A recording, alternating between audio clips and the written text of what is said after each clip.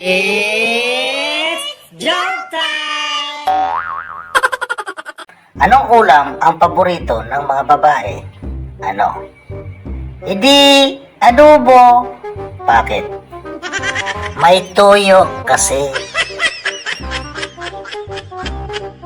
Bakit mas mahal ng Diyos ang lalaki kaysa babae? Bakit? Kasi ang lalaki binigyan ng hotdog, may kasama pang 2 itlog. Ang babae naman, daing lang ang ibinigay, tapos mabaho pa. Bakit mas matalino ang lalaki kaysa babae? Bakit? Kasi yung lalaki 2 ulo, parang Armalite kung mag-isip. Yung babae, 2 bunganga, parang machine gun kung pumutok.